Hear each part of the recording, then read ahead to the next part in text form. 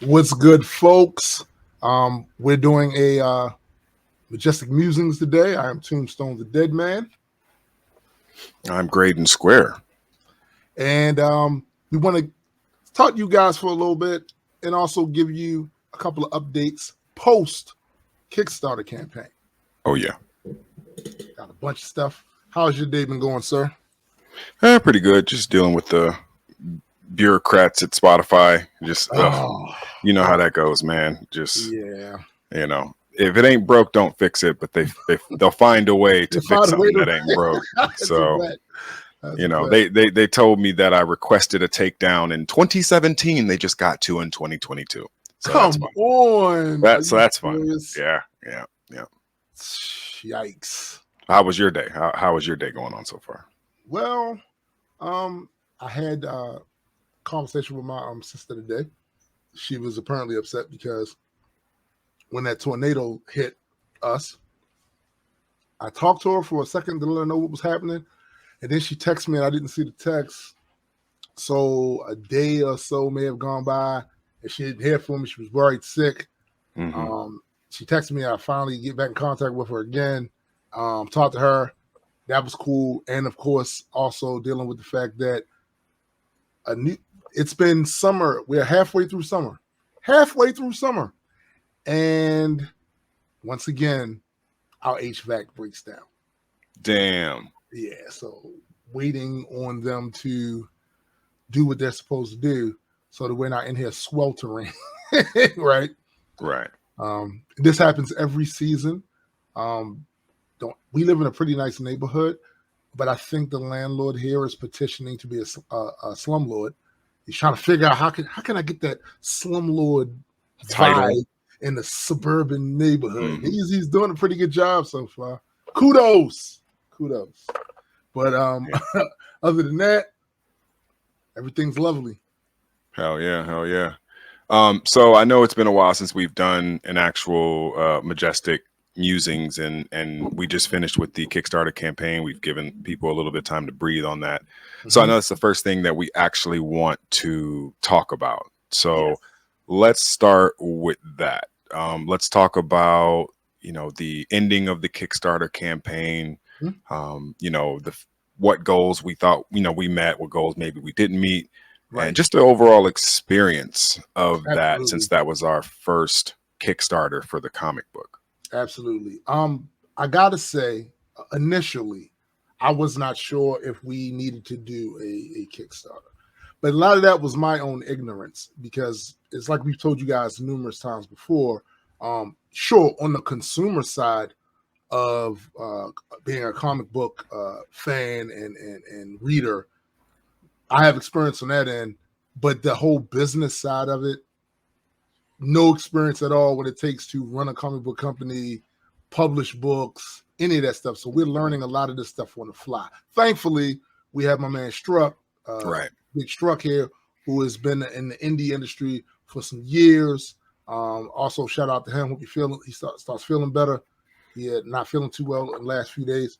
But fortunately, we had him to walk us through a lot of this stuff. And one of the things he impressed upon us is the importance of Kickstarter for an indie comic book company.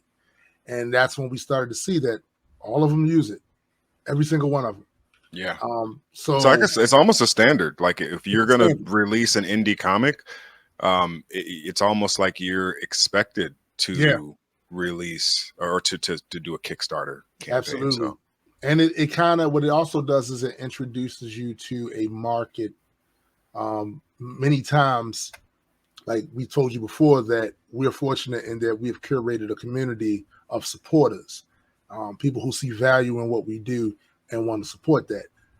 A lot of these indie companies don't have that. So shout out for them for even embarking upon this journey, because I can see where the grind for us was hard. The grind for them must be really messed up. Yeah, man. No, for sure. For sure.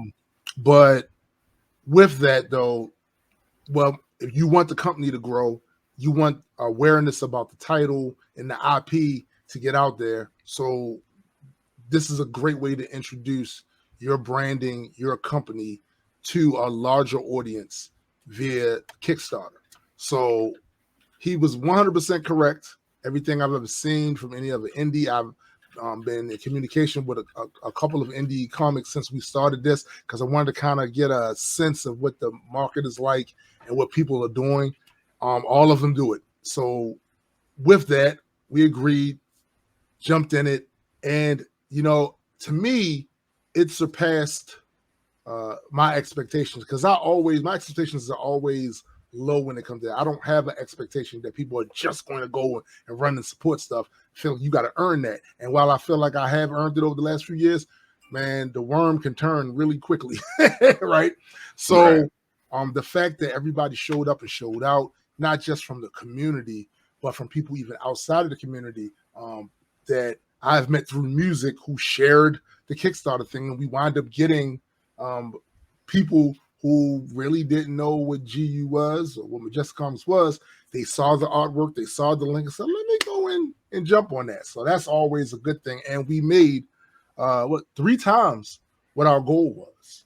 So that's awesome. And what's crazy about that is we didn't really think that there would be the initial support. We thought that we would get our initial numbers, but it really wouldn't be much more than that. And sometimes we underestimate our own fan base. We really do. I think we I apologize for that, because sometimes, I in my own pessimism or cynicism, I think, okay, for some reason this isn't going to work for whatever reason, right? You know what it is, bro? It's imposter syndrome. We both have it. Are we really as good as people say we are? Are we really, it hits us, don't hit us all the time, but it hits sometimes. Do people really support us like that? It doesn't hit all the time, but we have these episodes. You know what I'm saying? Yeah. Well, I'm really happy that we were able to not only meet our goal, but really exceed our goal. And that was 100% due to the community. So Absolutely. Yeah. So the question that a lot of you probably have is, what's next? So for those of you that are unfamiliar with Kickstarter, what happens is they have the whole procedure where 14 days after the ending of the Kickstarter, after they've done the processing they need to do and the reviewing that they need to do, they then do the payout. Once we get it, because our Kickstarter ended on the 6th of July. Once we get it, we then go about the process of mass producing the perks that all of you supported for. And depending on how long that manufacturing takes place, the production that takes place, as soon as we get it, that's when we start shipping it out. Now, since we did reach 2 at least of our stretch goals, every one of you will be getting stickers and bookmarks along with whatever other perks for the tier you supported comes with, right? So once we, like I said, get all of those things together, as soon as we get them, we're sending them out to you guys. Another thing I wanted to talk about too, as far as just with the Kickstarter campaign overall, is that I feel like there is a misperception about what Kickstarter is used for. Like we don't rely on crowdfunding like that. We never have, right? We've always done something in the vein of, if we have something for you guys to support, probably already out there. And so we don't try to lean on a, hey, we can do this if you guys fund us. We'll usually try to fund it in a smaller scale way, and then go from there. So I think we had a misunderstanding about the usefulness of that. And so when we decided to do that, I think maybe the fans were like, well, why do you guys need to do a Kickstarter? And we had to explain that. But now that they see what it's used for, I don't think we're going to have that issue. I'm going to go run and turn the AC on. Sorry, I'm a little distracted. You're fine. You're fine. You're fine. No, but Graydon's right. That may have been the case, but I got one of the things that we try to be very transparent about is the cost to do all of this. The very first thing you have to do before you can go out there and get your IP in front of a wide audience is protect your IP. You have to get the business stuff together. And Say again. Basically, I was telling them is the one thing we've been very transparent about is the cost of startup. Right. Before you can safely put your IP in a certain format on platforms for the world to see, you have to protect it. There is literally no reason for you to even create this stuff if you cannot protect it, because people will take from you ideas and your hard work. So will they? They will straight up snatch it from up under you. And if you don't have a mechanism in place to check that, you'll be like my grandfather used to say, a lost ball in high weed. So the cost of doing that was super expensive. And I kind of knew, I didn't know the exact cost when we started, but I knew it was going to run us a lot of money. And I remember early on thinking, how are we going to do this? And that's where the Patreon came in, and our Majestic ones came through with the support, and it allowed us to set up a certain infrastructure. We're still setting up, but a lot of that stuff we couldn't have done in the first place without the Patreon. Right. Well, we did one other campaign that was similar to crowdfunding one other time before. Do you remember that one?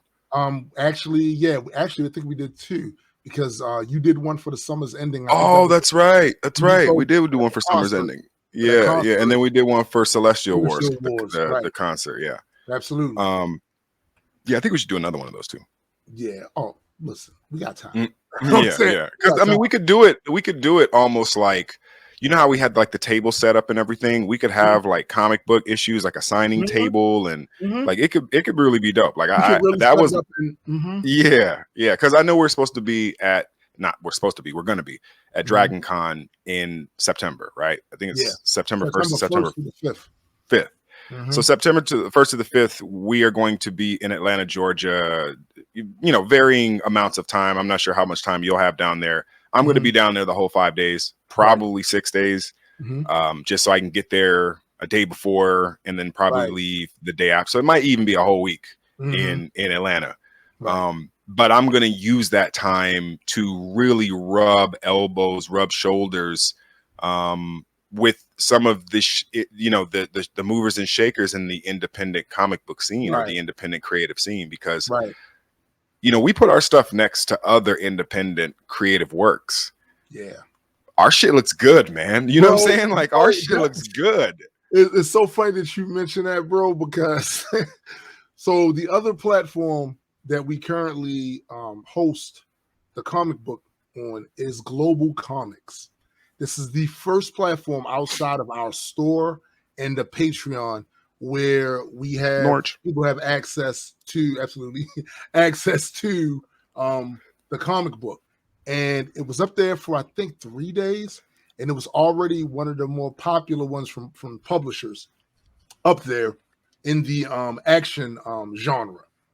So when you looked at it next to the other indie, it looks great. It looks crazy.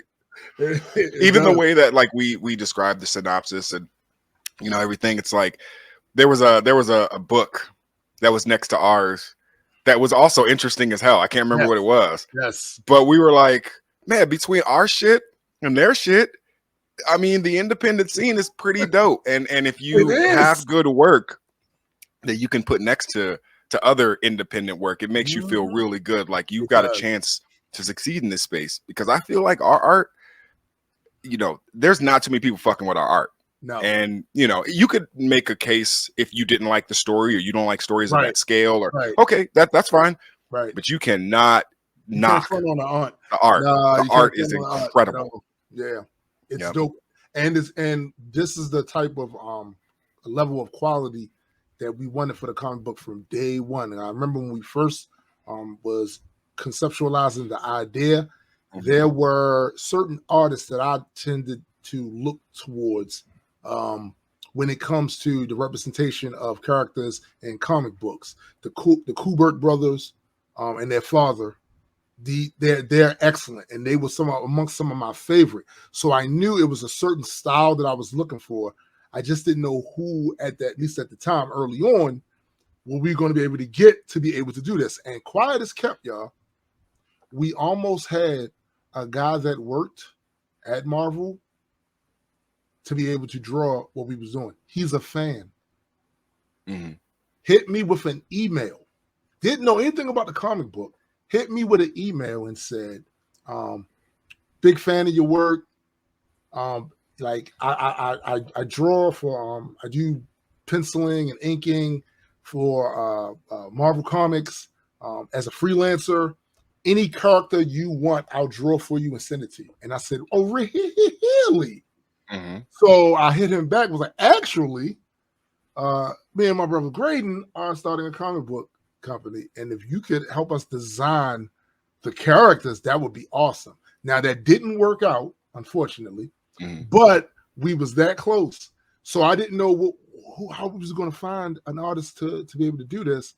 And that's when, just out of the blue, I think we went on a fan's page, and he had comic book art. His comic book art on there, and that was Joseph Arnold, aka Structure. Got in contact with him, and the rest kind of was history as far as that's concerned. What's crazy about our connection with Struck is that it was born of the GU community, and I always like to give Grand Unified its flowers because you know, without that community and without that support, you know, like you said earlier, it would be so much harder to do something like this. Absolutely. And we'd have to start from zero. Right. I feel like, you know, you alluded to this earlier, and it makes me think about this. You know, I'm not native to the comic book landscape. I am somewhat of an outsider coming into comic books, even though even though now I could argue that I do have favorite comics, and you know, now you could argue. But when we first started talking about this, I wasn't into comics like that. I was mostly into sci-fi, hard literary sci-fi, and then obviously soft TV sci-fi. But it was all in the realm of Trek and you know, Battlestar and the Zeely sequence and the culture and all these different you know, literary and television fictional sci-fi universes. Right. And then when we got together and you because I knew you had loved comics, but I didn't really understand to what extent. Like I never knew that you had wanted to create your own comic or anything like that. So like my skill set was from not only just audio engineering, but from, you know, business, marketing myself as an artist and stuff like that. And I always felt like, while I don't have the comic book reader credentials, obviously I have the artistic credentials, and maybe that will allow me the, you know, I don't know, credibility to try to come up with something that my listeners and our listeners would be interested in. While also not having to be interested in the comics themselves. Right. Absolutely. Absolutely. I feel like see, that is how your perception of yourself was at the time. However, in 2022, not only are you a comic book geek because you've read your fair share of comic books now, but you're also part of the industry. You, sir, are a writer, co-creator, it's crazy. Owner. That's crazy. Comic book publishing I company. still don't believe it. I still don't believe it. You know what I'm saying? So you are every bit as legit as anybody else out there. We published our first book. It is out there now, available for people to purchase and read and all of that. Nah, bro, that's what you were then. That's not what you are right now. Right. Okay. Well, that's fair. Not at all, Mr. Kirby. Not at all. Well, and then it goes kind of into the next segment of our show, which is the status of the comic book itself. Yes. Now that we've essentially released our pilot issue 0. So we can say that in the past tense now. Yes. We have released a comic book. Not that we're going to. There's no longer, hey, we're going to. It's out now. It's out. And that's a weird ass feeling to feel like, and I say this and you say this as a music artist who's released albums, which that's a one-way trip. You can't take that back. There's no, once it's out, it's out. Once it's out, it's out. And so we have had that same experience, but for the first time with comics. And I know you being a comic book reader and lover, me being a musician, I still am in shock at the fact that we actually released a comic book. It still hasn't sunk in yet. Shock. Listen, bro, I'm literally doing mental calisthenics and cartwheels right now at the thought of the fact that we did that, and the fact that we're moving forward, because the story that we have to give you guys, I am just like really excited to talk about this, and I'm going to soon start, because now we can talk about issue 0 in its entirety. Like, yeah, it's like if you haven't read it, spoiler alert, but we're going to talk about it from beginning to end now. Like, we can, because now we're talking about issue 1, and we've been talking about issue 1 for years. Oh my goodness, right? Because you got to think where we are in the story. We're in the second arc of the story at this point. We're already talking about the second arc. We don't want to give up any like names or plots or anything like that. But it's like that second arc. Listen, the first arc is dope. I'm not one of these people who want to bury the lead. Right? The lead is the original story that was created in the fulcrum point. But Clash of Consequence, in my opinion, really kicks off the longer story. Oh my! And it allows for there to be like, okay, you know who the characters are. You essentially know who the civilizations are. Okay, let me introduce you to some of these other characters and people in here so that you can understand the greater scope of the story and the greater scope of the realities that we're essentially dealing with. Yo, bro, it's so much more expansive. Like, you guys have no idea, but you will. It is so much more expansive in this next issue, where you start to see the true scope and scale of what's happening. And all right, it's amazing. Let me do something real quick. I'm just going to put you on the spot. I want a 1-sentence answer for each of these things I'm going to name. Are you ready? Yep. 1 sentence. Gray of Extropia. Mastermind, extremely obsessed. Malik, Lord of Entropy. Burdened by responsibility. Zilith, Queen of Aeons.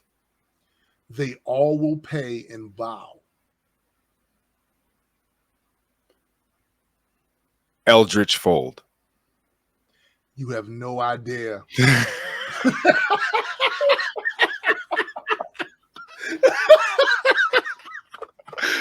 Oh, that's good. That is good. That's good for Eldritch. Decaeus. It's my time. Okay. Chaos. How did any of this happen? That's true. I'll give you that. I would have gone with another sentence, but all right, couple more.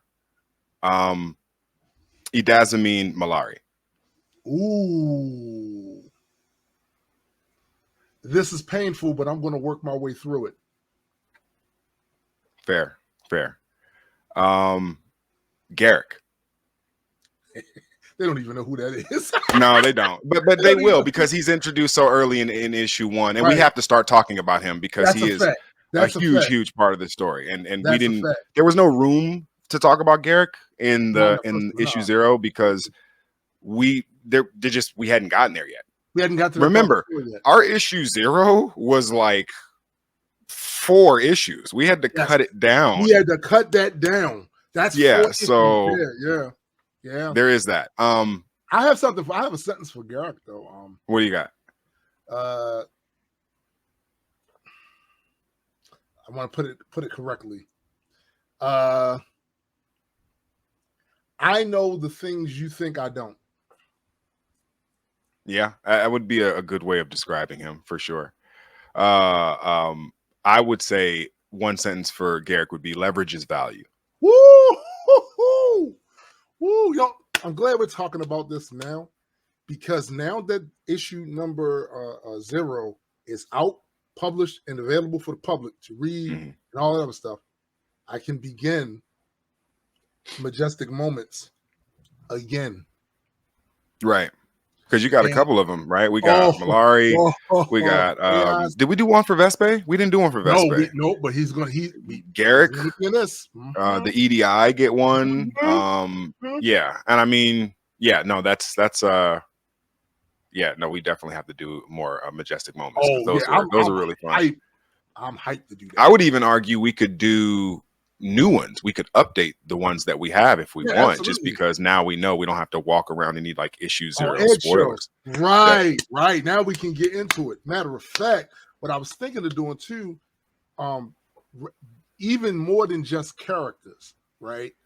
The civilizations, the weapons, the artifacts, these different things. Oh, that's right. Yeah, yeah, exactly. It doesn't have to even be character based. Right, right. There's a lot we can do with that now, particularly because issue zero has been launched and people have already seen. They've seen the bow staff, the actual hyper staff, Right. not just the sparring weapon that people saw for the last couple of years with the page reveals or whatever. No, Right. they got a chance to see it. And you guys, that's the other thing. You guys still don't really like in Gray's video, the Majestic Moments.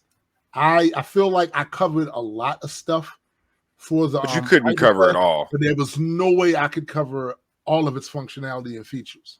Yeah, I think you could do a Majestic Moments on the hyperstaff alone. I think, yeah, you could just, if you even separated it. In fact, I would probably be the one to want to do that because I feel like describing the hyperstaff would be right up my alley. Absolutely, bro. Yeah, it is. It is one of the.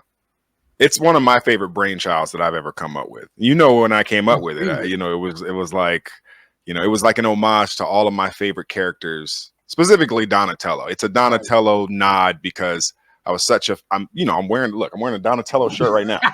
Like I am as big of a Donatello fan as any Donatello fan out there. But Gray is obviously his own character, and but the hyperstaff was my way to pay homage to pay respect to the champion of the bow staff, Donatello, in my opinion. And like we both did very similar things. The reason that Lord Entropy starts with the Hammer Doom, the War Mallet Doom, is an homage to Thor. Thor is a completely different character than Malik in almost every way, with the exception of a few things, being royalty or whatever. But even though they use these weapons completely differently, that was an homage to my favorite character. Well, I'm gonna stop saying that too. I'm gonna say my favorite character outside of Majestic characters because I found myself being more attached to the ones we created than to the ones I grew up reading now. So, I totally agree. I have one exception to that. Not to say that it's in any way better or worse than the characters we created, because it's not.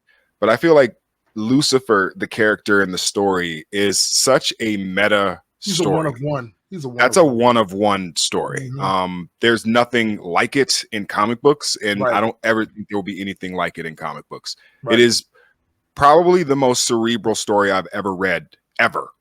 I don't even know of another story I could compare it to that's as cerebral as the Lucifer story in that Lucifer DC. Yeah, it's fucking incredible. Like I just that is such a meta story about him trying to leave existence and coming to terms with like it's stupid. Like I can't even praise that enough. So Lucifer, notwithstanding, you know, the comic and that story, our characters are my favorite characters of all time. You know, I would put Grey of Extropia above Donatello. You know, I would put him against all of my favorite Star Trek characters. Easy, Grey of Extropia is my favorite character. So you know, like I said, the Lucifer character is more attached to the story, the ontological, philosophical story, and the arguments that are made in that story about the nature of existence itself.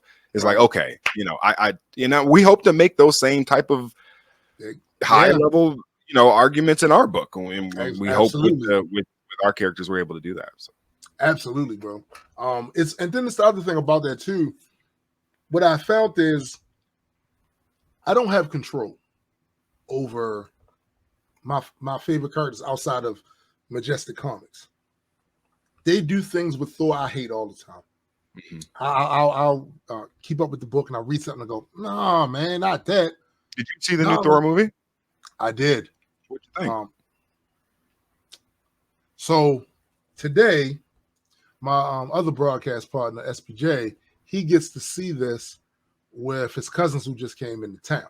So I have specifically not talked about it because I didn't want him to get spoiled for it. I want him to see it. Plus, I want to see what his take is on it too.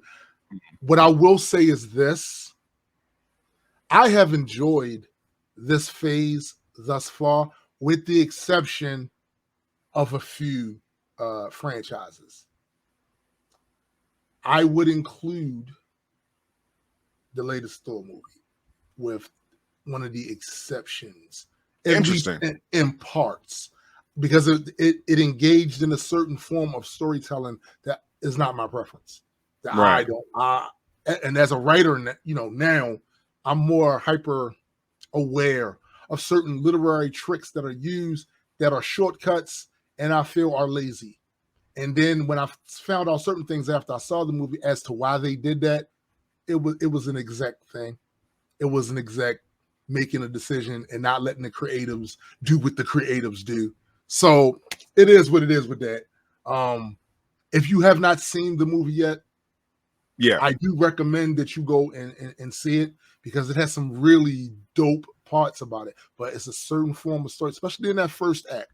In the first act, I am, like I said, a little more hyper aware now of how to construct the 3 acts in a story. And that first act was lazy. And there's two elements that they did not do well, that they needed to do well to pull this off. And I didn't feel like they did. I felt like they did it very lazy, very shorthand, very truncated. But interesting. The one thing I've noticed is that because I don't have control over those characters, it makes me appreciate our characters more. Because certain mistakes I feel like a writer may have done with a certain character that I enjoy reading, but I was like, I don't. I can repair that. I guess let me drill down a little bit. I don't want to get too far off the Majestic question, but you're such a huge Thor fan, and to hear this, it's kind of disappointing because Marvel has had such a track record with you and Thor. I mean, you even like the second Thor, which most people hate.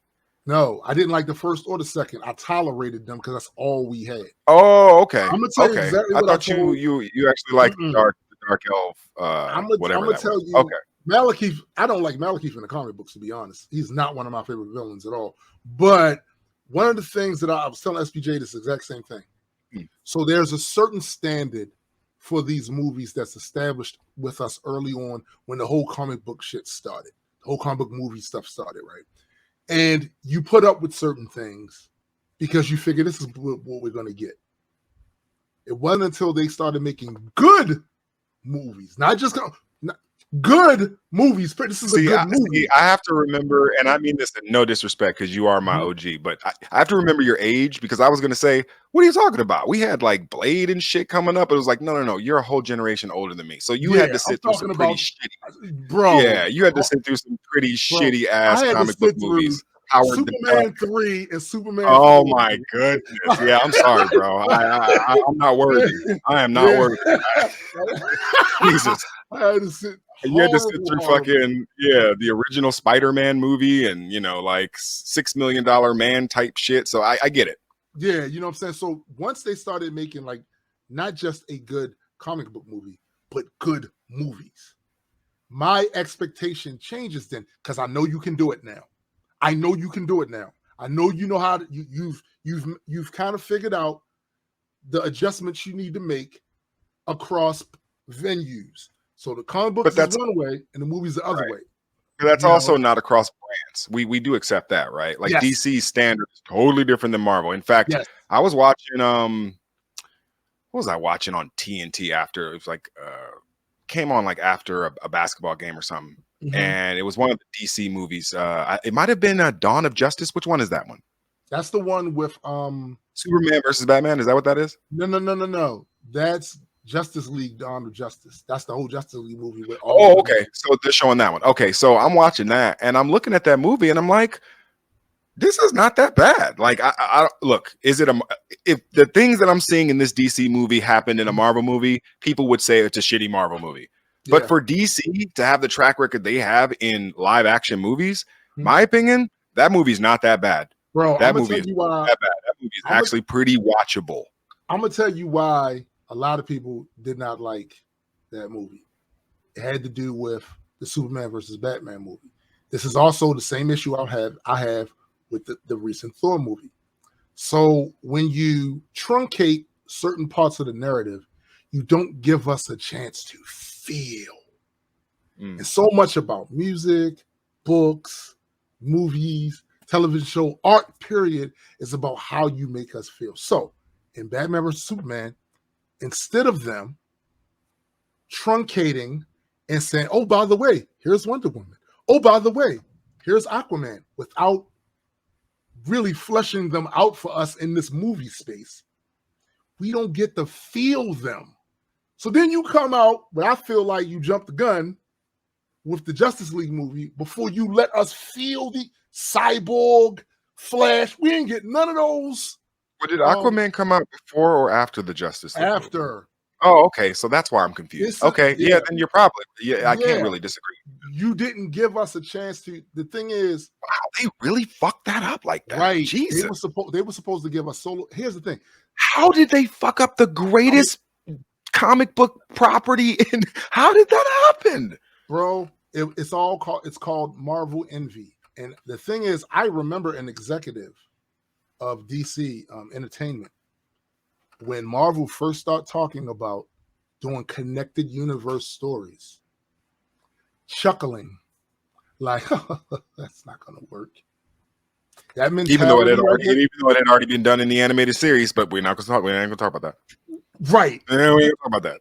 We almost act as if the Marvel animated multi-connected property thing didn't exist, but Spider-Man appeared in the X-Men show, Wolverine appeared in the Spider-Man show, the Fantastic Four appeared in the Spider-Man show, Doctor Strange appeared in the Spider-Man show. They had a whole Fantastic Four in which the Spider-Man from the animated series showed up. Like they had the Hulk, they had a Hulk show, they had a whole connected reality in the 90s. And that was animated. So yeah, I never really got that. DC did too. You had the Batman animated series and you had the Superman animated series, and they had crossed streams. They crossed episodes. So I don't know why they thought the movies would be any different. It's just another platform for storytelling, but they chuckled at it. And then when Marvel became this runaway hit, I think they tried to rush it. We want that Avengers moment. Oh, hell no. They wanted that. That was organic because no one ever expected that Iron Man was going to be what it was. Facts. This is the whole thing about the Marvel Cinematic Universe. If Iron Man flops, we don't get none of that shit. We get none of that. We get nothing. We get nothing. Because remember, they were just coming off the flop of the Incredible Hulk, right? Yes. They had just lost a A-list Hollywood star in Edward Norton. If that tanks and Robert Downey Jr. essentially takes all their money and runs, because I think he got paid like $20 million for that shit. Like, then what happens? Like, I think Disney looks at the property of Marvel and they're like, you know what? We probably ain't going to invest another $200 million in this shit for only to take a $100 million loss. Especially this is before the whole like Chinese market thing, and they could blow this thing up all over the world and stuff. So I don't know. I think Marvel stumbled on something accidentally. I don't think it was intentional. And if you were to give the people in Marvel Studios the DC properties, they probably make a good Superman and Batman Wonder Woman live action movie. And I also think the Wonder Woman live action movie was pretty good. I like that too. The other thing is, I think the only thing Disney would have done if they'd have purchased Marvel and that first one would have flopped is they would have integrated a lot of the theming for their amusement parks. So, and they couldn't have done the one in Florida because there's an agreement. There's a signed agreement in perpetuity with Universal Studios.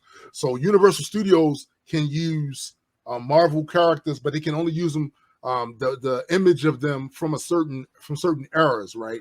But Disney can't use a lot of those Marvel characters on the East Coast.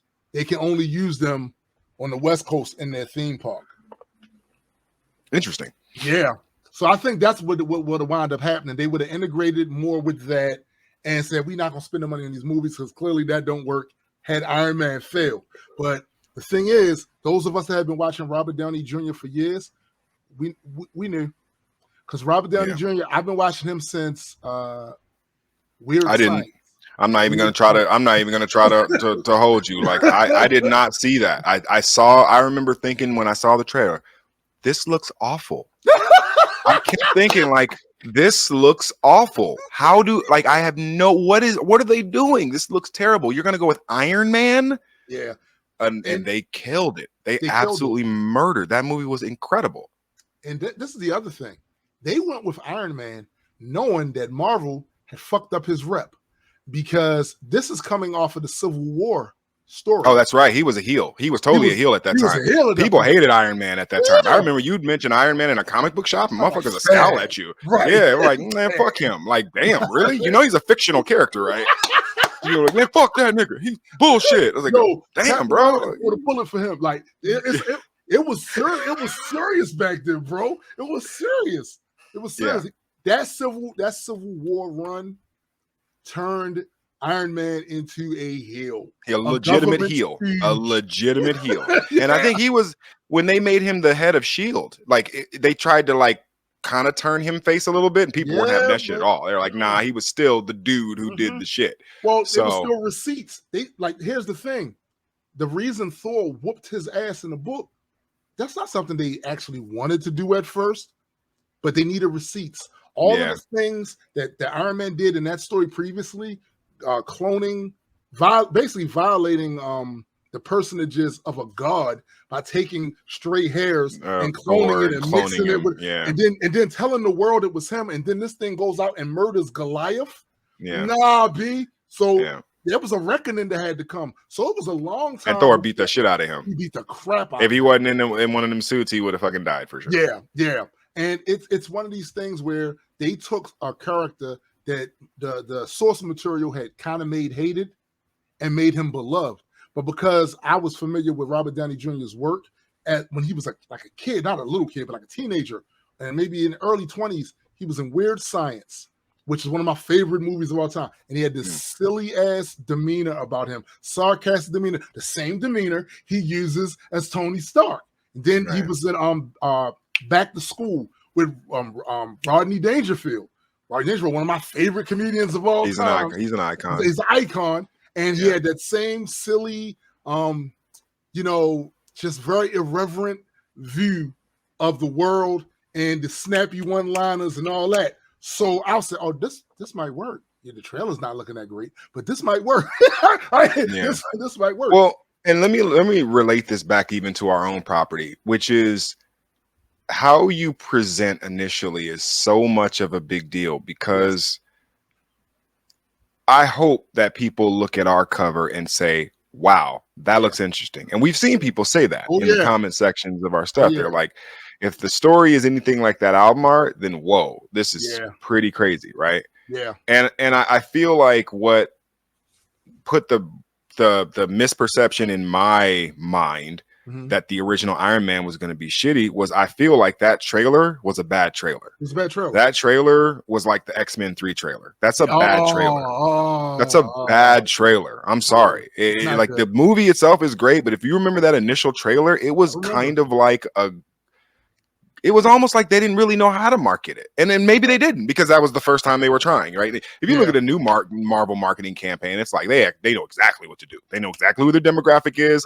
They know exactly what they know all the beats right now. But back then, I was like not convinced. So when you say you knew, props to you, bro. I didn't know.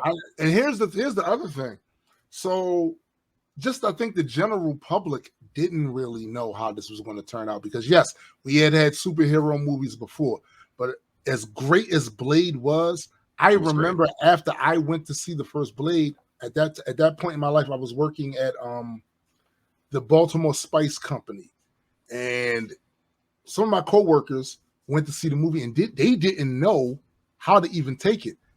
A couple of guys was like, I thought it was like it was going to be a cop movie. I didn't think they didn't even know about Blade in the source material at all. So when they went in there and saw vampires, they did. One guy in particular, got my man Reds. Shout out to my man Reds. Red said he didn't like it because of that. I said, yo, you're bugging, B. You're bugging. I said, so why do you have a hard time seeing this black guy as this superhuman badass. Well, I had a hard time seeing him as Wesley Snipes because remember in the Spider-Man TV show he was a white dude. He was. So I just thought that they were gonna go off of that. This is the thing I don't understand about that either, because in the source material he's black. Oh, was he originally? I thought in the source material he was always a white dude. No, and I'm gonna tell you this. Oh, interesting. He was corny. That's big funny. What Wesley did for that character was he injected the cool, because I could see that. Had this little short beige jacket with these wooden stakes tied around. He was cornball, bro. He was cornball. But see, I thought it was one of those situations where, like, when they did, remember when Michael Clark Duncan was Kingpin? Yes. And it was like, yeah, I could see that, even though I'm used to a white Kingpin. And even now, like when they chose the new Kingpin, who looks nothing like the he's perfect. Yeah, perfect. Oh my goodness, that dude is terrifying. Yes, he is. I love that dude. You know that dude is fucking horrifying. Yo, he the that motherfucker would eat your ass. Yo, you know who he was, right? He was he was the Roach in Men in Black. No, he. Oh my goodness! Yes, he was the Roach. He's brilliant, bro. Oh, he's brilliant. So awesome, bro. He's brilliant. That him in the Punisher series is like, man, dog. I did not know they were gonna go like that with Kingpin. That's a well done Kingpin. Now I can see why people like those shows, the Marvel TV universe, because of that shit. Daredevil and the Punisher are fucking pristine shows. They are, bro. No, you know what else is a show that's not pristine, but became so iconic after the first two seasons? Marvel's Agent of S.H.I.E.L.D. And I gave up on it. I went and watched. Me too. The first I gave up on it in like the second season. In the beginning of the second season, I was like, all right, I'm kind of done with this. This ain't. And then one day I was bored. I needed something to binge watch. It was on Netflix. So I started from the beginning, so we caught up. I was like, okay. Hold on. I gotta dig deeper on this. Mm-hmm. You were so bored that you didn't just need something to watch. You needed something to binge watch? Yeah. Damn. That's some boredom right there. Like I need 7 hours of fulfillment. Yo, this is where we at now, B. We in the binge era, right? So I sat and watched it. And I didn't do all in actually one sitting. I'd watch a few episodes here. Something for me to do. Right. And then it got into that third season, and I went, they opened it. Oh, and then they started closely connecting a lot of the stuff to what was happening in the movies. So now I'm going, whoa. It was Agents Marvel of S.H.I.E.L.D. that introduced the Cree. Not the Captain Marvel movie. Agent Marvel of S.H.I.E.L.D. They did that. They did that. And a lot of the concepts from time travel to multiverse stuff, Marvel's Agent of S.H.I.E.L.D. did that. By the way, everyone who said that Captain Marvel was a shit movie is an asshole. That movie is dope. I love it. That movie is dope as fuck. It's not a top 5 Marvel movie by any means. But I enjoyed it. But it's not a bad movie. That's a good movie. I enjoyed it, bro. It follows the same Marvel formula, and I thought it was pretty damn good. I also thought that the fight scene at the end was one of their better kind of ending fight scenes. Didn't deal with like a big blue kind of portal sort of thing. It was pretty dope. Was pretty dope. I'm gonna tell you, man, the one thing I learned about content, especially in today's age of the internet and people having just a closer connection to the content creators as well as the actors and singers and rappers and stuff, how people feel about your content can be affected by how they feel about you. And the moment you have shit the bed on social media to a certain demographic. Agreed. I see this totally, for sure. You know what I'm saying? Then even if the work you're doing is stellar, they're pissed at you. So people are petty, man. They're not gonna want to give it to you. They're not gonna want to give it to you.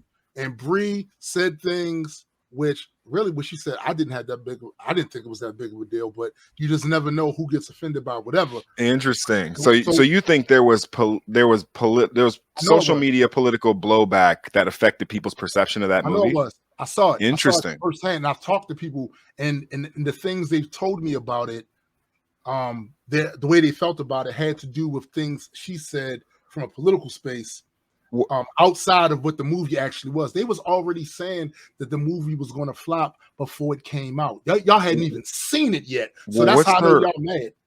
What's her political leaning? Is she like a hardcore liberal, or is she a conservative? I guess, but what she said was she was basically sticking up for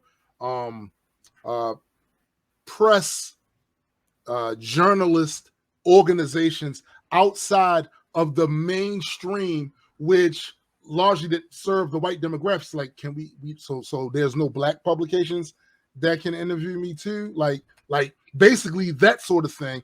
But the way she said it may have been a bit incendiary, right? And some people took it the way he took it, because I don't tell other motherfuckers what to be mad about. You mad about what you're mad about. So that's what happened. And before the movie came out, they were already predicting it was going to be bad. That's why I know it was because of something other than the actual movie. Interesting. That is interesting. Yeah, I didn't even know. I'm not even familiar with her at like her political stance on anything. I just thought she was the girl they picked to. The thing I thought that people didn't like was that the movie, it seemed like the character was shoehorned into the timeline to appease a certain demographic. I don't know if that's the case or not, but I don't know if, because so as enjoyable as the Captain Marvel movie is, right? Is it necessary in the Infinity Saga? If you take her out of that movie and you give Scarlet Witch, you want to put Scarlet Witch over, let her bring down the fucking massive thing in the air, right?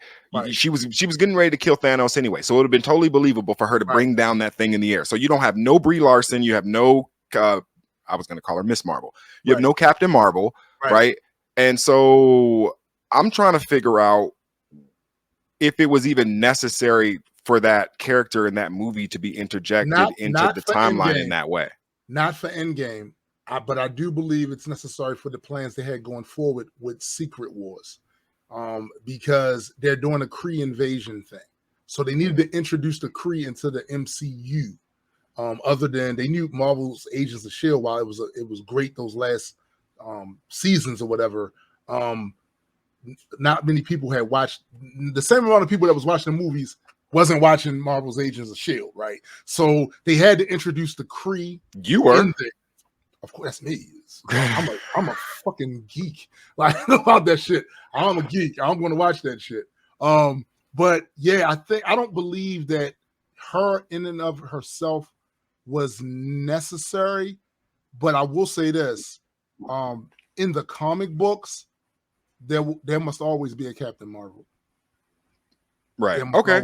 Captain Marvel. And I know for the Avengers too, because I remember she was the leader of the Avengers for a good while. Yeah, but it wasn't her. Because didn't she take over for Black Panther? Or did he take over for her? No. Black Panther did not take over for her. He took over for Rogers and Iron Man. When they left. No, they were still there, but they had screwed up so bad, and there was so much politics around it. They needed somebody else to lead the damn team. And who else you going to get than this genius tactician with all kinds of tech and experience? And you're going to go. He's already ruling a nation. Like, he's flipping off the walls like a cat and shit. You know what I'm saying? Like, they went and got him. He's immune to kitty litter. You have to put this dude on. The version of Captain Marvel that was running the Avengers as the leader was Photon. Photon was running as the leader. Jesus Christ, what an obscure reference.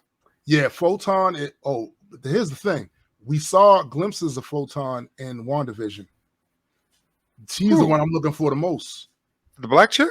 Yeah, that's Photon. That's Photon? That's Photon. Oh, okay. Yes, I am very excited about her character. Yeah, that's why I'm excited about the most. God damn, I just wish America Chavez had a better fucking name. Because that's such a great character. What a stupid name. Come on. They fucked that up so bad. I love that character, but that name is so dumb. America Chavez. Come on. But the reason why it sounds that way to us is because for us, America is the name of a country. But in another culture, America is the actual name. Then I'm the dummy. Then That's I'm the the name. idiot. Yeah, so You I'm the listen. idiot. Okay. You've heard of America Vespucci, right? You're right. You're totally right. It's a name. Bro, it is my American ignorance. That's what that is. I will concede that totally. But for Marvel Comics, I feel like you could have called her really anything. It wouldn't matter because her character's power is more important, I think, than whatever name. Like it's not. I don't feel like it's the name that would have really made that character. I think it's the identity of the character, and in the way that Miss Marvel was meant to be like an Islamic, like a Muslim girl. Yeah. It was that character was designed in that way. So I don't really, it's not really that big of a deal. I just feel like when I was watching that movie, I kept thinking like, they really called her America Chavez. Huh? Okay. I get it, Marvel. I see what you're doing here. I got it. Speaking of Ms. Marvel, they finally did it. I know. They finally said the M word. So mutant. And I'm glad they went with that rather than Inhuman. Because I'm gonna keep it at 100. I've never liked the Inhumans. The whole Inhumans thing looked terrible. That the Inhumans, the Inhumans not only looked terrible, but the Eternals by extension looked terrible too. So I never liked, to be honest. I'm not gonna say I never liked the Eternals in the comic book. I've liked certain ones of them when they pluck them from their book and put them with other people. They become interesting then. Case in point, there was a whole Hercules storyline where they went, well, it really wasn't his storyline, but he was in it. It's the Cree Invasion, a secret invasion where the Cree they used their shape-shifting powers and some other tech to replace the heroes with Cree interlopers and invaders. So they did this at the behest of their gods, right? So while the superheroes had to fight the Kree, our gods on Earth had to fight their gods. Hercules formed the God Squad, and in the God Squad, there was an Eternal, Icarus, and he was badass. So I liked him outside of their book, but that's how I am with Superman for real. I like Superman in ensemble books. When it comes to his own comic book, you don't really like most of the time I don't. There's a few exceptions, but most of the time, I like him as an ensemble, And I'm gonna tell you something else. What I do appreciate about the the last Marvel Thor movie, is Marvel's doing the right thing in that they're keeping him in space. One thing I didn't like about Superman is him being on Earth. He's too powerful just to be on Earth. Yeah, he's too powerful for that. On Earth. I agree. And at Thor's power level now, in the MCU, he should only be coming back to Earth when there is a big, like they right. And it's been well established that characters like Superman and Thor hold back when they're on Earth, and anytime they want them to like let loose, they always say, well, I've been holding back because Earth is so fragile. It's like, why are you telling all these stories on Earth then? I mean, we're interesting, but we're not as interesting as space. Like, there's a lot of shit going on. There's so many in both universes, right? Like, there's Marvel and DC. So I love DC Cosmic. I love Marvel Cosmic. Yeah. So I know we're coming up on time, and we got a couple of things that we also want to close out with. The last thing I want to ask you too is X-Men 97. I know that's coming. Bro, do you know how much I'm looking forward to that? It is a direct continuation. It is a direct with most of the alive actors coming back. Now, the saddest part about this, honestly, in my opinion, you know what I'm going to say, is that Apocalypse, the actor who voiced Apocalypse, is deceased. And I feel like it's such a gut punch. It is. He is the greatest voice actor not named James Earl Jones in my lifetime. Like that dude, amazing, man. There's nothing like him. I think now correct died too. I think the one that did Sabretooth's original voice died too. Or interesting. Now correct me if I'm wrong. The guy who did Apocalypse is not the same guy who voiced Unicron in the Transformers movie. No. Okay. They're not the same. I was gonna say, if that's the same dude, it was two guys. My goodness. It was two guys that did Apocalypse in the original X-Men series. It was the first dude for the first one, and then it was the second guy. And if I'm not mistaken, I didn't even know that it was two guys. No, I thought it was different guys.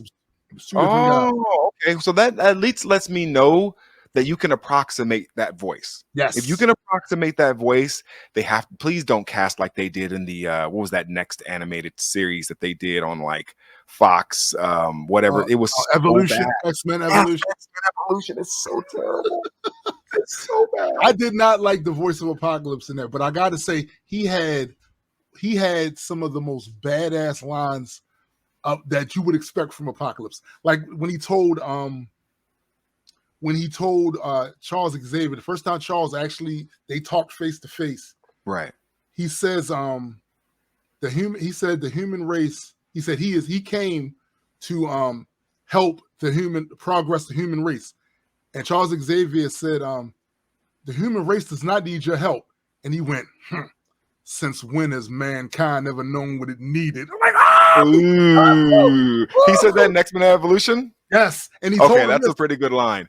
And Maybe it's just the voice that was delivering the the voice. lines I had an issue with. It Because was the voice, if bro. you say that as the original voice, listen, if you say that line as the original voice, I get goosebumps. I get goosebumps thinking about it. So if that dude, if the original two dudes are alive to deliver that line, holy God, bro, it's over. He also said, when Charles said, you have to know you will be stopped.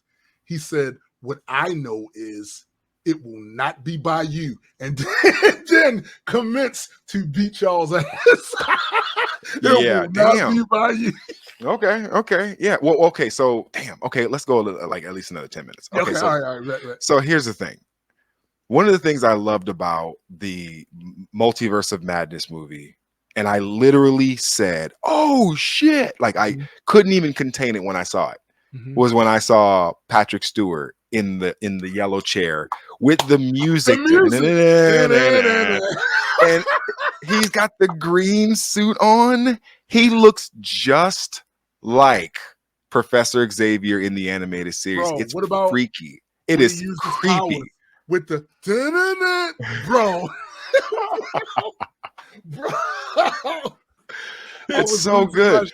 So that's why right now the standard for Marvel movies right now, and at least in this phase, is Doctor Strange. I feel like Doctor Strange is freaking incredible. That's my favorite out of all of the phases. And I did like WandaVision, with the exception of the first 2 episodes. I knew where they were going with it, but I thought it dragged.